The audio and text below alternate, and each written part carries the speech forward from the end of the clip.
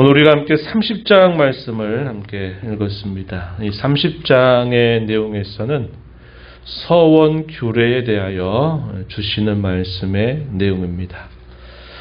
크게 두 가지로 나누어지는데,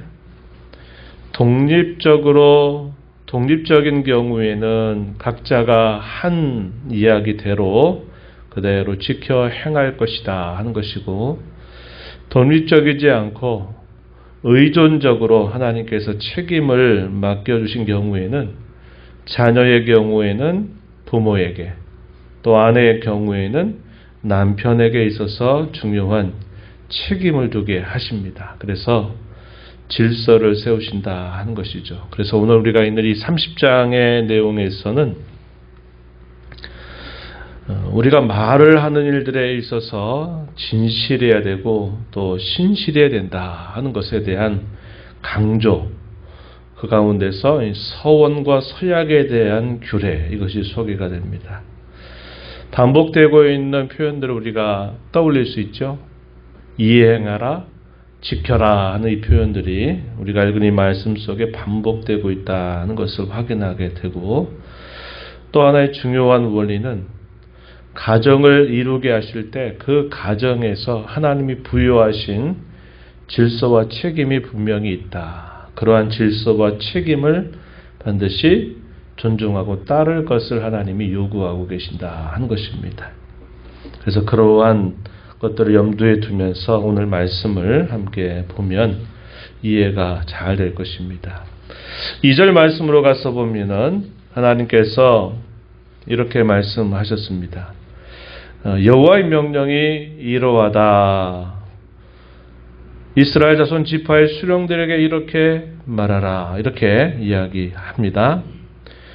그 내용은 2절에 보니까 사람이 여호와께 서원하였거나 결심하고 서약하였으면 깨뜨리지 말고 그가 입으로 말한 대로 다 이행할 것이니라. 이렇게 말합니다. 가장 중요한 기본 원칙에 대한 말씀입니다. 먼저 여기서 여호와께 서원했다, 서약했다라는 의미가 무슨 뜻인가를 좀 알고 보는 게 좋을 것 같아요. 서원이라고 하는 말, 우리가 가끔씩은 사용하죠. 서원, 네데르라고 부르는 이 표현인데요. 이 서원은 재물과 같은 무엇인가를 하나님 앞에 바치겠다, 혹은 무엇인가를 행하겠다라는 것을 적극적으로 약속하는 겁니다. 이건 맹세의 한 형식입니다. 무엇인가를 바치겠다, 무엇인가를 행하겠다라는 것에 대한 약속을 나타낼 때 이걸 서원이라 부르고요.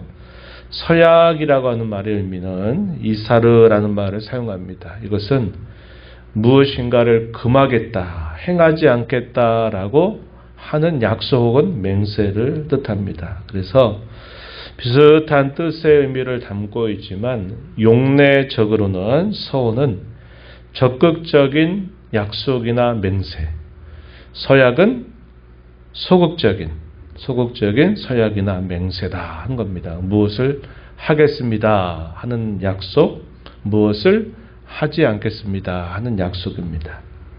그래서 이런 경우를 우리가 구별해서 사용할 수 있겠는데, 어떤 경우에는 이 두 가지 의미를 하나로 담아서 표현을 한 경우도 있다 하는 것을 염두에 두시고, 그러면 선과 맹세라고 하는 것은 어떻게 또 의미가 다를까 할 때, 선은 맹세의 또 다른 하나의 형식인데, 서원은 약속을 하는 맹세와는 다르게 어떠한 목적을 이루기 위해서 조건을 제시하며 하나님과 약속을 맺는 행위를 말합니다.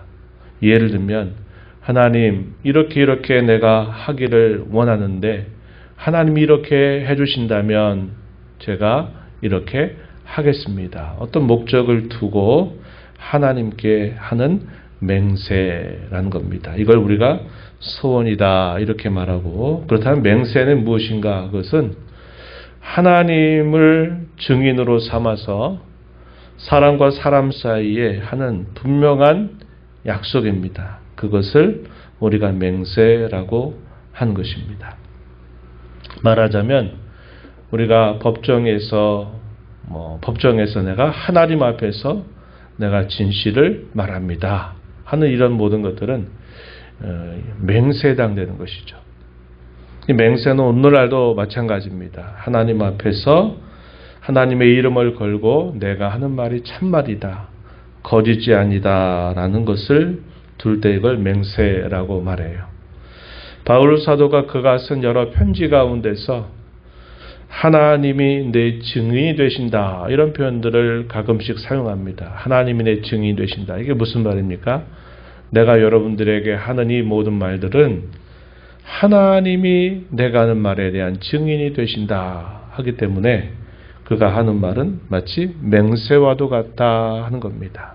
그러한 형식을 나타내고 있다 하는 거죠. 그래서 선과 사약이 어떻게 다르고 또 맹세와 소원이 어떻게 다른 의미가 있는가 하는 것들을 여러분들이 구별하시면서 이해를 하시면 도움이 될 것입니다. 그러나 이런 모든 경우들에 있어서 중요한 것은 우리가 사람 앞에 하는 약속이나 또 맹세 같은 것이나 하나님 앞에 행하는 소원이나 하는 이 모든 것들은 우리가 진실해야 된다, 신실하게 그것을 이행해야 된다 하는 것에 있어서는 동일하다 하는 것입니다. 그리고 나서 3절 이하로부터 몇 가지의 경우를 설명해 주셨어요. 3절부터 5절에 이런 내용에서는 딸의 선과 서약을 할 때에 부모의 책임 아래서 이런 일들이 이행되어야 할 것을 가르쳐 주십니다. 그리고 결혼해서 남편을 맡게 될 경우에 여인의 손과 서약의 그 중요한 역할을 누가 하느냐, 남편 될 사람에게 그것이 맡겨져 있다 하는 것이고, 또 10절부터 15절의 이런 내용에서도 결혼관계 안에 있을 때에 여인의 손과 서약의 경우도 역시 남편이 중요한 역할을 하도록 하셨습니다.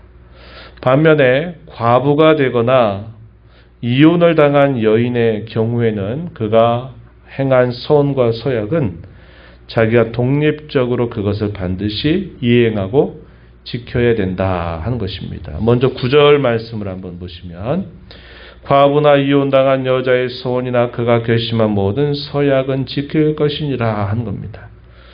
그 스스로가 독립된 그런 역할을 그가 감당해야 되는 거죠. 그래서 그런 경우에는 내가 한 소원이나 모든 약속들은 혹은 서약은 반드시 이행하고 지켜야 된다. 그것이 심지어는 해로울지라도 내게 속내가 될지라도 그것은 반드시 이행해야 된다. 이렇게 가르쳐 줍니다. 나머지 경우에는 하나님이 질서와 책임을 주셨어요. 예를 들어 부모의 수라에 있는 딸의 소원과 서약에 관해서 3절로부터 5절에서 소개해 주는데 한번 보세요. 3절에 보시면 또 여자가 만일 어려서 그 아버지 집에 있을 때 여호와께 소원한 일이나 스스로 결심하려고 한 일이 있다고 하자. 그의 아버지가 그의 소원이나 그가 결심한 서약을 듣고도 그에게 아무 말이 없다면 그의 모든 소원을 행할 것이고 결심한 서약을 지킬 것이다. 그러나 5절 그의 아버지가 그것을 듣는 날에 허락하지 아니하면 그의 소원과 결심한 서약을 이루지 못할 것이다. 그의 아버지가 허락하지 아니하였은즉 여호와께서 사하시리라 한 겁니다. 이런 경우죠. 아직 부모의 수라에 있는 자녀가 무엇을 하겠다고 서약을 하고 또 맹세를 하고 서원을 했다는 겁니다. 그런데 그것을 부모가 알았어요. 부모가 그것을 보고 그래, 네가 그렇게 하기로 하나님 앞에 약속했다면 네가 그것을 그대로 지키도록 해라. 그럴 경우에는 그 맹세와 서약은 반드시 이행하고 지켜야 된다는 겁니다. 그러나 부모가 그것을 듣고는 그건 아니다, 그건 아직 아니다 라고 만약에 거절하게 된다면 하나님께서 그가 한 맹세일지라도 그가 한 서약과 서원이라 할지라도 그것을 사해 주신다. 없는 것으로 무효하게 해주신다 하는 겁니다. 그래서 부모의 책임 아래 두게 하셨다 하는 것입니다. 이런 경우들이 있을 수 있죠. 있을 수 있습니다. 우리 자녀들이 예를 들어 여름이나 어떤 특별한 집회에서 하나님께 은혜를 받았다고 내가 이렇게 하겠습니다라고 하나님 앞에 서원을 했다고 해요. 근데 그걸 부모가 만약에 알았다면 그것에 대해서 그래, 네가 약속하니까 그렇게 하도록 하라고 할 수도 있고, 그건 아니야, 아직은 네가 그렇게 하는 것이 아니야 라고 부모가 신중하게 생각하고 그것에 대해서 이야기했을 때는 부모의 말을 따라서 그것을 이행하고 또 이행하지 않을 수 있다 하는 겁니다. 이런 일들, 그런 경우를 이야기하고, 결혼을 하거나 결혼 관계 내에 있는 여인의 경우에는 남편의 책임 아래 이것을 두겠습니다. 만약에 여인이 이것을 이렇게 하겠다고 선과 서약을 했다 하더라도 남편이 그것에 대해서 아무 말이 없다면 그것을 반드시 이행하고 지켜야 된다는 겁니다. 그러나 남편이 그것을 듣고 신중하게 생각해서 그것을 허락하지 않게 된다면 그 서약과 서원은 무효가 되도록 하나님이 인정해 주신다 하는 겁니다. 이러한 경우, 근데 이런 경우도 있을 수 있죠. 처음엔 남편이 그렇게 하지 말라고 했다가 하라고 한다든지, 반대로 하라고 했다가 나중에 또 하지 말라고 하는 그런 경우에는 그 책임이 누구에게 가느냐? 남편에게 그 책임이 돌아가게 된다 하는 겁니다. 이행하지 않는 책임에 관하여는 남편이 그 책임을 진다, 이렇게 말해주고 있습니다. 14절 한번 보십시오. 14절.